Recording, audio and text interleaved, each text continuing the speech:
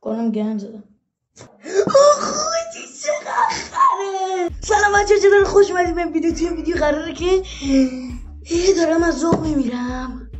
وای وای وای وای. بچه ها ببینید هیچ وقت تو عمرم انقدر خوشحال نبودم. لبو لبو لبو بو لبو لبو.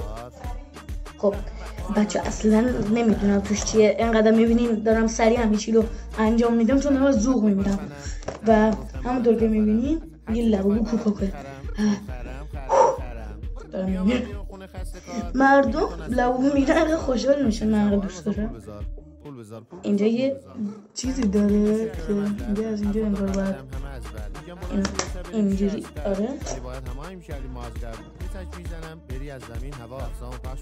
کنم گند زدم. گند نزدم بکنم همون گند زدم.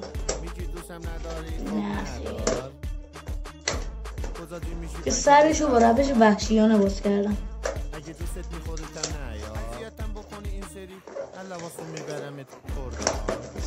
آقا جعبش که مهم نیست.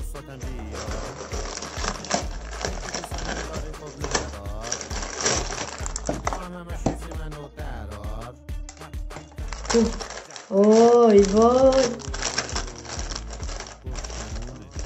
اصلا نمیتونم تشخیص بدم. یه حس میزنم به نظرم شیشه دستش بشه. یه حس 9 سالی بودم بهم میده.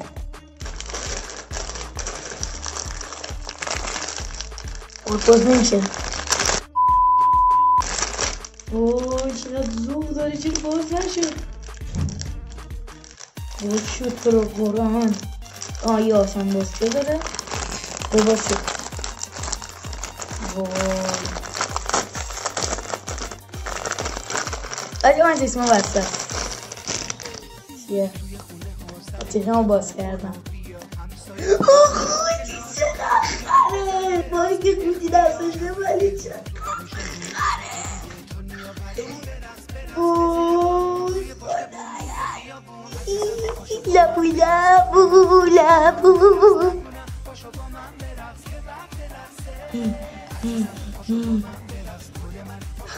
I'm Lucifer. اوه چقدر خوشگلی تو.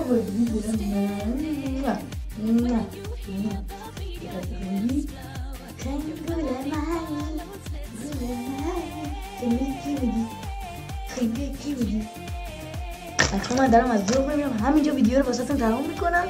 من برم با این لبوزو بازی کنم. خداحافظ.